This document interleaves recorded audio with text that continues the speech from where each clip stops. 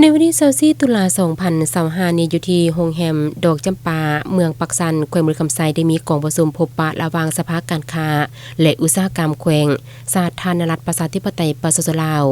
กับหอสภาการค้าจังหวัดบึงกาฬราชอาณาจักรไทยขึ้นฝ่ายแขวงเมืองคำไซนำโดยท่านไสยเพชรจันทิโซนประธานสภาการค้าและอุตสาหกรรมแขวงฝ่ายจังหวัดบึงกาฬนำโดยท่านสหรัฐพิสารเศรษฐพงศ์ประธานหอสภาการค้าจังหวัดบึงกาฬราชอาณาจักรไทยพร้อมโดยคณะผู้แทนทั้งสองฝ่ายเข้าร่วมทั้งนี้ก็เพื่อเป็นการจัดตั้งการเคลื่อนไหวพัฒนาเครือข่ายธุรกิจการค้าการลงทุนและการตลาดการเสื่อมต่อประเทศบ้านไกลเฮือนเคียงของสภาการค้าและอุตสาหกรรมแขวงเมืองคำไซ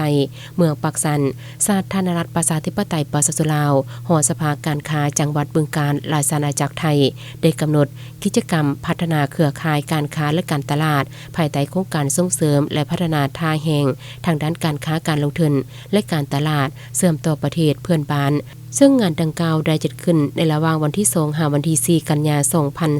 2025ที่ผ่านมาที่จังหวัดบึงกาฬจุดประสงค์เพื่อสร้างเครือข่ายผู้ดำเนินธุรกิจผลิตภัณฑ์ตลาดและการบริการสื่อสารข่าวสารการตลาดสร้างโอกาสเพื่อแสดงทางแห่งด้านการค้าและการลงทุนพบปะคู่ร่วมมือทางธุรกิจกิจกรรมประกอบมีงานวางแสดงผลิตภัณฑ์นวัตกรรมเทคโนโลยีกสิกรรมที่ทันสมัยงานวางแสดงผลิตภัณฑ์กิจกรรมการศึกษาผลิตภัณฑ์กสิกรรมผลิตภัณฑ์ชุมชนและหารที่ปรึกษาการค้าและการลงทุน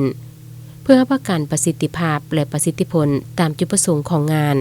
หอการค้าแขวงบึงกาฬและสภาการค้าและอุตสาหกรรมแขวงเมืองคำไซจึงได้พบปะกับบรรดาคู่ร่วมธุรกิจผู้ประกอบการธุรกิจกับประเทศเพื่อนบ้านให้มีความแน่นแฟ้นยิ่งขึ้น